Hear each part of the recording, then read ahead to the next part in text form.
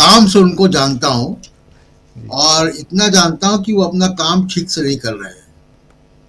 आखिरी उनकी press conference उन्होंने खुद ही कहा कि बतौर सीईसी है उनकी, और आखिरी प्रेस कॉन्फ्रेंस में सवाल तो ईवीएम का था, लेकिन वो झूठ बोलने की मशीन की तरह वहां पेश आए।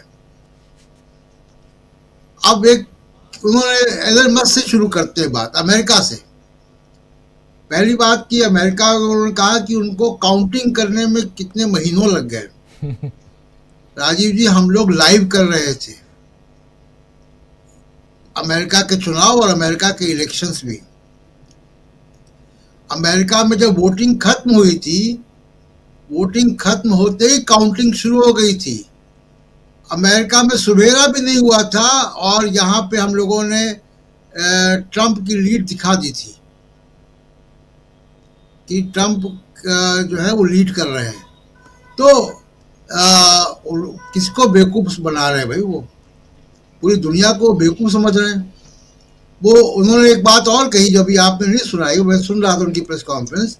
उन्होंने कहा कि जो बैलेट पेपर की मांग कर रहे हैं वो डेमोक्रेसी को डिरेल करने की बात कर रहे हैं, लोकतंत्र को पटरी से उतारने की बात कर रहे हैं।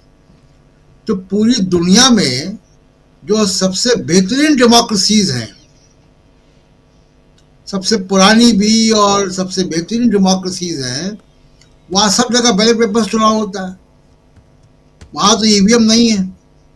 जर्मनी में ईवीएम नहीं है, इंग्लैंड में ईवीएम नहीं है, अमेरिका में ईवीएम नहीं है, फ्रांस में ईवीएम नहीं है, इटली में ईवीएम नहीं है, जापान में ईवीएम नहीं, जिसकी चिप ईवीएम में लगी हुई है, जिस कंट्री की।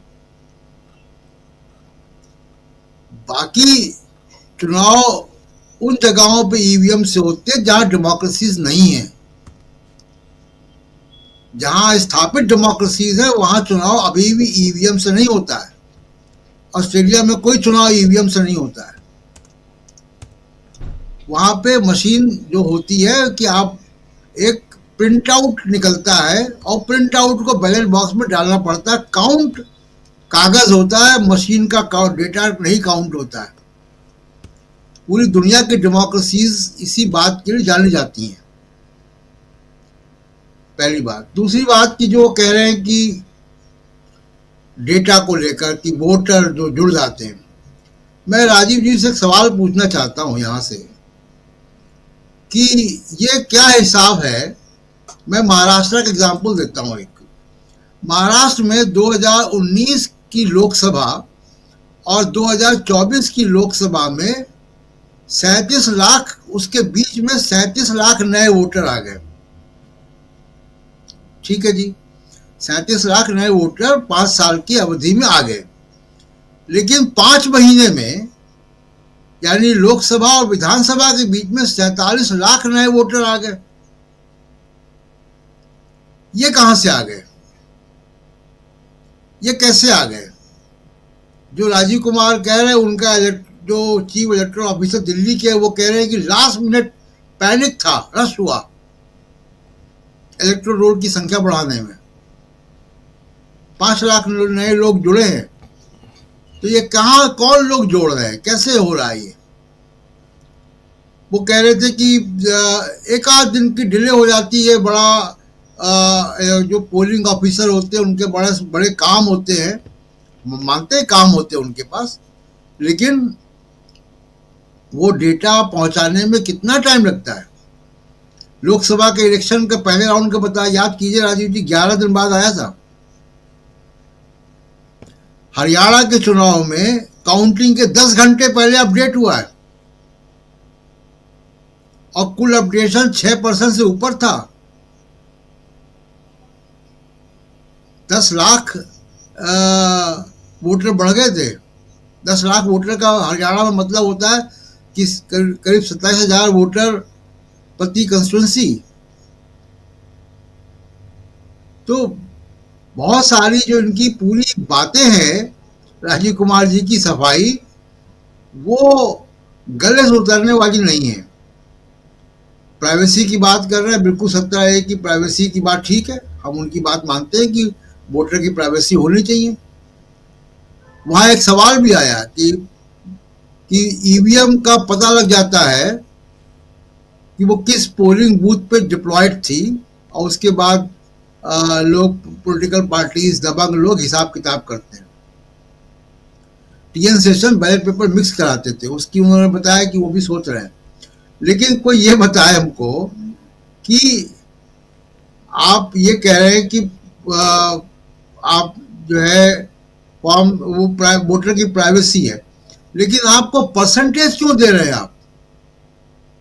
इसकी बात उन्होंने नहीं की। कितने लोगों ने मतदान दिया है, डाला है, उसकी बात नहीं कर रहे हैं। ये संख्या पहले आती थी